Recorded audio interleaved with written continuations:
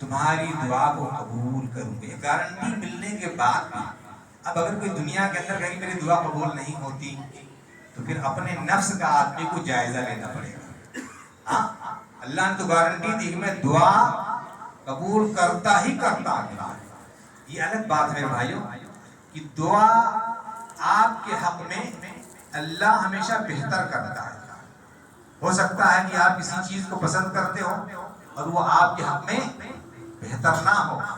ہاں کسی چیز کو آپ ناپسند کرتے ہو اور وہ چیز آپ کے حق میں بہتر ہو جائے. ہاں حضرت مریم کا واقعہ آپ جانتے ہیں. کیا مانگا گیا تھا کہ اللہ تجھے ایک لڑکا دے دے, تو اللہ نے کیا دے دیا؟ اللہ نے بیٹی دے دی. ہاں بیٹی دے دیا. اللہ جانتا ہے. اور اس بیٹی کے ذریعے سے اللہ نے حضرت عیسیٰ کو پیدا کیا. حضرت عیسیٰ کو پیدا کیا صاحب کتاب. تو اللہ کبھی بھی انسان کچھ مانگتا اللہ سے, لیکن اللہ انسان کو, آپ یہ نہ سمجھو کہ اللہ نہیں دیتا. اللہ کی گارنٹی ہے کہ دعا قبول کرتا. لیکن یہ ضروری نہیں ہے کہ آپ جو مانگ رہے ہو اللہ تبارک و تعالی وہ آپ کو دے دے. اللہ اپنے بندوں پر بہت رحیم ہے, بہت بہت مہربان ہے. وہ اپنے بندوں کے صالحیت کے لیے, ان کی صلاحیت کے لیے, ان کی اچھائی کے لیے, ان کی بھلائی کے لیے اللہ تبارک و تعالی دیتا. ہو سکتا ہے کوئی بھی آپ مانگو کہ اللہ تبارک و تعالی ہمیں جو ہے ایک اسپورٹ بائک دے دے, اور اللہ نے دے دیا. پتہ چلا کہ لے کر کے یہاں نکلے اور اڑا دیا کسی گاڑی والے نے, چلے گئے. ضروری نہیں ہے کہ آپ جو مانگو اللہ تبارک و تعالی وہ آپ کو دے. اللہ تبارک و تعالی بندوں کے حق میں ہمیشہ ہمیشہ اچھا چاہتا ہے. شرط یہ ہے کہ ہم اللہ سے مانگیں. دیکھیے, اور مانگنے میں بھی آدمی کو کیا چاہیے؟ آزاد. یوں ہی ایسے ہی نہیں, جیسے جن لوگوں کی اولادیں نہیں ہوتی ہیں تو کیا کہیں گے, ارے اللہ یہ کوئی کانا کھودر ہی دے دے. اتنا مایوس ہو گیا اللہ سے, اتنی نا امیدی اللہ سے کہ جو ہے اولاد مانگنے کے لیے. ابھی ایک واقعہ سن رہا تھا, ایک شرطی پولیس جو حجر اسود کے بغل وہاں ڈیوٹی لگتی ہے, اس ایک آدمی آیا, کہیں غالباً کسی عربی ملک کا تھا, مصر کا تھا یا کہیں کا تھا. وہ آیا اور ملتزم پہ چپک کر کے اور وہ دعا کر رہا تھا. اس کے پاس اولاد نہیں تھی, وہ اپنی اولاد کے لیے وہ دعا کر رہا تھا. چلا گیا. وہ اتنا الحاظ اور گریہ جاری کر رہا تھا کہ جو چرتی وہاں پر تھا اس کو اس کی شکل یاد رہی. اس نے اس کو اپنے میموری محفوظ رکھا. وہ کہتا 18 سال کے بعد, کتنے 18 سال کے بعد پھر وہ شخص آیا اور وہی ملتزم پر پھر وہ دعا کر رہا ہے کہ اللہ تبارک تعالی تو اسے موت دے, جو اولاد تو نے ہمیں دی ہے تو اسے موت دے.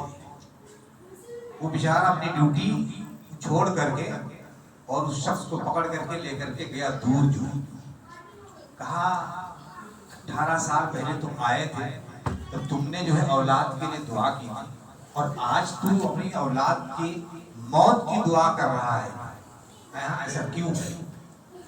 کہا میری اولاد جو ہے نافرمان ہے, بہت نافرمان ہے.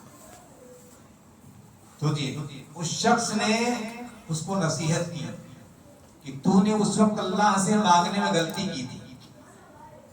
اگر تو انبیاء کی دعا کرتا, ربنا هب لنا من ازواجنا وذرياتنا قرة اعین واجعلنا للمتقین اماما. اگر یہ دعا کیا ہوتا, رب هب لي من الصالحین, اگر یہ دعا کیا ہوتا, رب اجعلنی مقیم الصلاة ومن ذریتی ربنا تقبل دعا, یہ دعا کیا ہوتا تو اللہ تبارک تعالیٰ تجھے نیک صالح اولاد. انبیاء کی دعا میں کہیں بھی مطلق نہیں پایا گیا کہ انہوں نے کوئی دعا کی اللہ اولاد دے دے. جہاں بھی انہوں نے دعا کی ہے اللہ نیک اولاد دے دے, صالح اولاد دے دے, اچھی اولاد دے دے, نیک دے دے. تو کبھی بھی اللہ تبارک تعالیٰ سے یوں ہی ایسے ہی نہیں کہ اللہ 1 لاکھ کا چوتھائی دے دے, 1 کروڑ کی چوتھائی. کچھ لوگ ایسی بھی دعا کرتے ہیں. نہیں، کھل کر کے مانگو، کھل کر کے مانگو، کسی فقیر سے نہیں مانگ رہے ہو، کیوں نہیں دے پائے گا؟ اللہ تبارک و تعالیٰ سے کھل کر کے مانگو، لیکن ربنا آتنا فی الدنیا حسنہ وفی الآخرۃ حسنہ وقنا عذاب النار۔ دیکھیں کیا مانگا گیا؟ ربنا آتنا نہیں، منہم من یقول ربنا آتنا فی الدنیا وما له فی الآخرۃ من خلاق ومنہم من یقول ربنا آتنا فی الدنیا۔ کچھ لوگ ہیں جو صرف ایسے ہی دعا کریں گے کہ اللہ تو دے دے دنیا، ان کا آخرت میں کوئی حصہ نہیں۔ لیکن کچھ لوگ ہیں جو کہتے ہیں اللہ دنیا میں بھی نیکی دے، خیر دے، اور آخرت میں بھی جو ہے خیر دے۔ یہ دعا بڑی محبوب دعا ہے، اور یہ وقت کے ساتھ مقید نہیں ہے، جب چاہے بندہ اللہ تبارک تعالیٰ سے وہ دعا کرے، اللہ تبارک تعالیٰ اس کی دعا کو قبول کرنے والا ہے مطلق۔ اس لیے جب آپ حج عمرے پر جائیں گے، رکنین کے درمیان حجر اسود رکن یمانی کے درمیان یہ دعا پڑھنا مسنون ہے، ربنا آتنا فی الدنیا حسنہ وفی الآخرۃ حسنہ وقنا عذاب النار۔ گارنٹی ہے کہ اگر آپ اللہ تبارک تعالیٰ سے مانگو گے تو اللہ تبارک تعالیٰ بخشنے والا ہے، عطا کرنے والا ہے، وہ دینے والا ہے۔ اسی طریقے سے میرے بھائی کہ اگر آپ اللہ تبارک تعالیٰ سے مغفرت طلب کریں گے، دعا کریں گے، تو اللہ تبارک تعالیٰ عذاب نہیں دے گا۔ یہ گارنٹی ہے اللہ تبارک تعالیٰ کی۔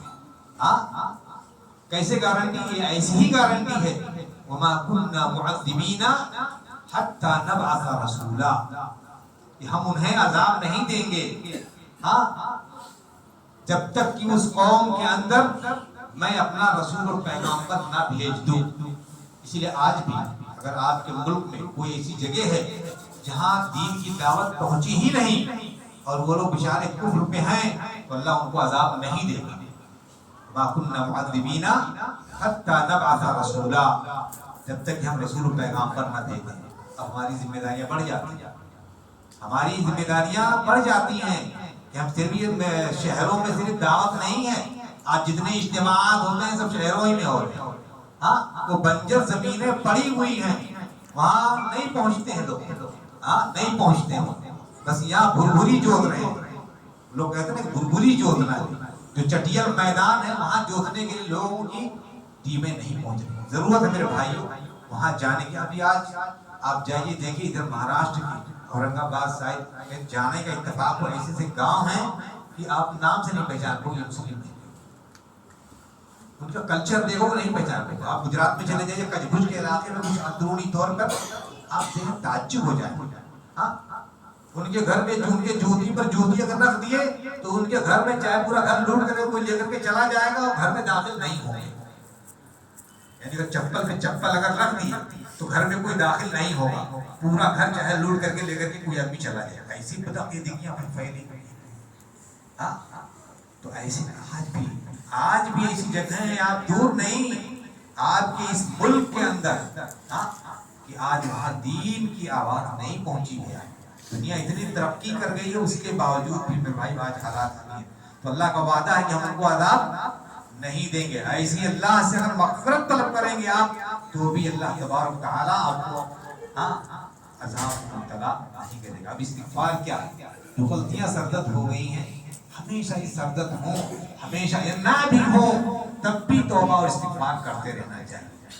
نبی صلی اللہ علیہ وسلم معصوم، اس کے باوجود بھی کہتے ہیں استغفر وانی استغفر من اللہ فی اليوم 100 مرہ، میں دن و رات میں 100 مرتبہ استغفار کرتا ہوں۔ تو ایک طرف جہاں یہ گناہوں کی بخشش کا دریا ہے، وہیں پر یہ بلندی درجات کا باعث بھی ہے۔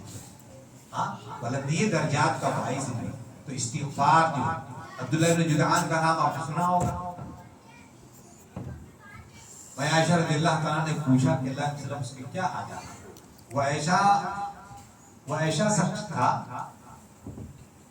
شخص تھا جو حاجی بڑی خدمت کرتا تھا، کھانا پانی ہر چیز عطا کرتا تھا، پورے حجاج کرام کی خدمت کا بیڑا اکیلے اٹھا لیا کرتا تھا۔ اللہ کہتے ہیں فرمایا کہ ہوا فی النار، کہ وہ جہنمی ہے۔ اتنا خیر کا کام کرنے والا، اتنا نیکی کا کام کرنے والا، اور وہ جہنمی. عائشہ رضی اللہ تعالیٰ نے پوچھا، بہت زیرک پوچھا کہ کیوں؟ ما قال رب اغفر لی خطیتی یوم الدین. اس نے کبھی نہیں کہا کہ اللہ میری غلطیوں کو معاف کر دے، کبھی نہیں کہا. اسی لیے استغفر اللہ ہمیشہ آدمی کو اس کا دل کرنا چاہیے. داخل ہے آدمی کو ہمیشہ اللہ تبارک تعالیٰ سے مغفرت طلب کرنی چاہیے. میرے بھائی یہ کچھ چند چیزیں تھیں جو اللہ تبارک تعالیٰ نے گارنٹی لی ہے کہ دنیا کے اندر وہ چیز اس کے لیے پکا کر دیا ہے. ضرورت یہ ہے کہ ہم ان تمام چیزوں کو اپنی زندگیوں میں نافذ کریں. ہم زبانیں ہماری کھلی ہوئی آسان ہیں، اللہ نے موقع بھی دیا ہے، کسی بھی طرح کی کوئی سختی اور کوئی پریشانی نہیں ہے. اس کے باوجود بھی اگر ہم وقت پر نماز ادا نہ کر پائیں، زبانیں ہماری کھلی ہوئی ہیں، ہم زبان سے تسبیح و تحلیل نہ کر پائیں، جو نعمتیں اللہ نے ہم کو بخشی دی ہیں، بخشی ہیں، یہ بھائیوں بہت بڑی نعمتیں ہیں. بہت بڑی نعمت ہے یہ انسان کی. جو اگر آپ کو جاننا ہوگا تو اللہ کے وسلم کی حدیث ہے کہ اپنے سے کمتر لوگوں کی طرف دیکھو.